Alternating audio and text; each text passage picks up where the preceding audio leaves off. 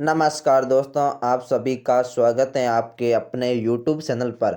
आज हम आपके सामने हाजिर हुए एक नई वीडियो के साथ। आज का वीडियो बहुत इम्पोर्टेंट है। आज हम बात करेंगे राजस्थान अर्धवार्षिक परीक्षा 2023। जी हाँ, आपकी अर्धवार्षिक परीक्षाएं 11 दिसंबर से शुरू होने जा रही हैं, जिसमें सभी जिलों का लगभग टाइम टेबल भी जारी कर दिया है। आपकी परीक्षाएं इधर उधर हो सकती हैं क्योंकि सभी जिलों में अलग अलग टाइम टेबल आया है। तो आज इसी कड़ी में हम कक्षा 12वीं का हिंदी अनिवार्य पेपर को लेकर हाजिर हुए हैं। आप देख सकते हैं अर्धवार्षिक परीक्षा 2022-23 विषय हिंदी अनिवार्य कक्षा 12।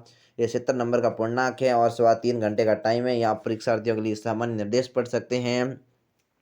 और इसके बाद आप पहला सवाल देख सकते हैं, जिसमें आपको अपठ्य गद्यांश को ध्यानपूर्वक पढ़कर प्रश्नों के उत्तर देने हैं। यहाँ पूरा गद्यांश ध्यानपूर्वक पढ़ लीजिए। मैं आपको धीरे धीरे बता देता हूँ, क्योंकि जब पूरा पेपर सॉल्व आउट कराऊंगा तो लगभग आधा घंटा का टाइम लगेगा और फिर वीडियो को देखने में कोई मज़ा नहीं आएगा। तो मैं आपको सभी सवाल धीरे धीरे बता देता हूँ।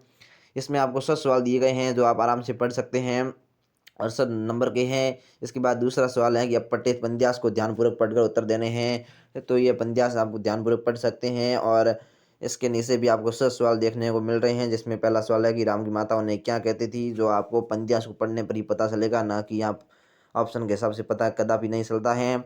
इसके बाद आप तीसरा सवाल देख सकते हैं, जिसमें आपको बताया गया है कि रिक्त स्थानों की पूर्ति कीजिए। ये 6 सवाल हैं इसमें दिए गए। ये स के स व्याकरण के सवाल हैं, तो आप आराम से देख सकते हैं। जैसे पहला सवाल है कि हिंदी भाषा की लिपि क्या है, जो आपको पता ही है कौन सी लिपि है, देवनागरी लिपि है।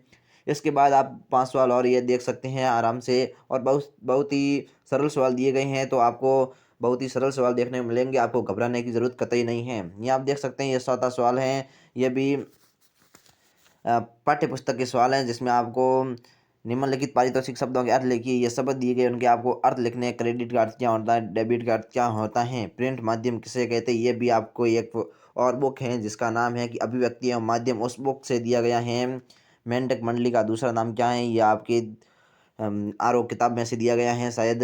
और इसके साथ ही यहाँ पूरे सवाल देख सकते हैं। कुल 10 सवाल हैं और 10 नंबर का, ये पूरे 10 सवाल 10 नंबर के हैं। इसके साथ ही आप 5वां सवाल देख सकते हैं। मुद्रित माध्यम के लेखन के लिए किन बातों का ध्यान रखना चाहिए, अभिव्यक्तियों माध्यम किताब है शायद, उसमें से दिया गया है। 5वां 6वां 7वां 8वां 9वां 10वां 11वां 12वां, ये सभी सवाल आप आराम से देख लीजिए। ये सभी पाठ्य पुस्तक के सवाल हैं। 13वां 14वां सवाल है कि आपको महादेवी वर्मा या तुलसीदास का साहित्यिक परिचय लिखना है। महादेवी वर्मा या तुलसीदास दोनों में से किसी एक का साहित्यिक परिचय लिखना है, तो आप आराम से लिख सकते हैं यदि आपने। और ये सवाल 4 नंबर का, इसमें आपको बहुत कुछ लिखना है, ना कि थोड़ा सा लिख के छोड़ना है। जब ज़्यादा लिखोगे तभी 4 नंबर मिलेंगे, क्योंकि 4 नंबर का सवाल बहुत बड़ा होता है। आप आगे 15वां सवाल देख सकते हैं, जिसमें है कि पद्यांश की सप्रश्न व्याख्या करनी है। तो ये आपके पाठ्य पुस्तक में से दिया गया है। जो जन्म से ही वे अपने साथ लाते हैं कपास, यानी कि ये शायद बच्चों के बारे में ये कहानी है, उनमें से दिया गया है। फिर इसके अथवा में है कि कविता एक उड़ान है चिड़िया के बाने, कविता की उड़ान भला चिड़िया क्या जाने, बार भीतर इस घर उस घर कविता के पंख लगा उड़ने के माने, चिड़िया क्या जाने। ये बहुत ही अच्छी कविता है, तो आप इसको आराम से व्याख्या कर सकते हैं। इसके बाद यहाँ पर 16 सवाल है कि गंध्यास की सप्रश्न व्याख्या करनी है। जो आप गंध्यास भी बहुत ही अब सरल आया है और अच्छे पाठ में से दिया गया है, तो आप आराम से कर सकते हैं।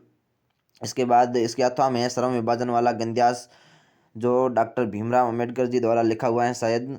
तो ये भी बहुत ही अच्छा सवाल है, आप आराम से देख लीजिए। इसके बाद 17वां सवाल है कि माध्यमिक शिक्षा बोर्ड राजस्थान अजमेर की ओर से एक विज्ञप्ति प्रारूप तैयार की, यानी कि आपको विज्ञप्ति लिखनी है। और इसके अथवा में है कि आप अपनी ग्राम पंचायत के सचिव की ओर से अपने जिला कलेक्टर को गाँव में फैली मौसमी बीमारियों को अवगत कराने हेतु जिला कलेक्टर को पत्र लिखना है। तो जैसे अब मौसमी बीमारियाँ इसी टाइम में फैली हुई है, मलेरिया वगैरह, तो आप आराम से लिख सकते हैं मौसमी बीमारियों में क्या होता है।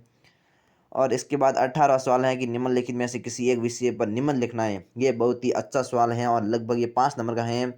और इसमें आपको कुल 5 निबंध दिए गए हैं और इनमें से आपको एक निबंध लिखना है, तो आप आराम से लिख दे सकते हैं। आज़ादी का अमृत महोत्सव, ये भी बहुत इंपॉर्टेंट है। स्वच्छता का महत्व, जल संरक्षण, पेट्रोल एवं डीजल की बढ़ती कीमतें, विद्यार्थी जीवन में अनुशासन।